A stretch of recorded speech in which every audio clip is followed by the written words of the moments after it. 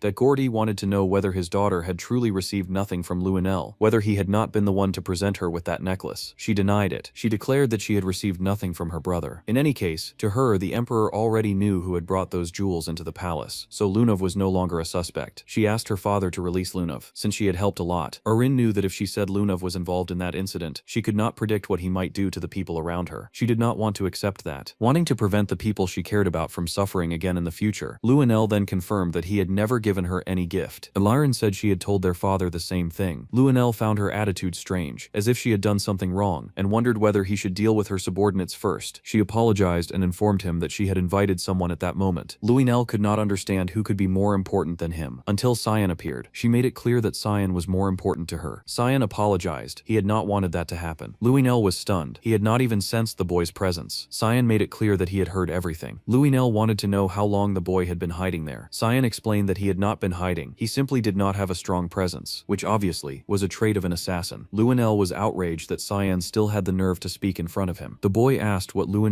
intended to do to him. Louis began to suspect that the rumors of the engagement were true, so it would not be wise to make that brat an enemy. After all, Cyan was the son of his father's friend. He was also irritated by what he had heard from Ashel, remembering that he had told Ashel he wanted to remove Eren from the throne, but he wondered why Ashel had not eliminated his younger brother. Ashel admitted that his brother stressed him out, and that he was certain Cyan was hiding something. At that moment, Louis understood Ashel. Cyan somehow managed to intimidate him, so he decided to back down. Since the misunderstanding had been clarified, he chose to leave. To Cyan, Louis personality did not seem so bad at that moment, though in his past life, Louis had been known as the Mad Emperor. Louis also apologized to Leximus. After he left, Leximus thanked Cyan, feeling relieved, but Cyan assumed that Eren had controlled the situation. The princess disagreed, until she noticed that Cyan was sitting beside her, which made her a bit embarrassed. Cyan explained that his legs were hurting, so he had sat down. In any case, she was surprised. Leximus thought Cyan was dense, because he could not see that Eren liked him. In the end, Louis believed the two were together, so he left at that moment. The scene then shifted to Louis,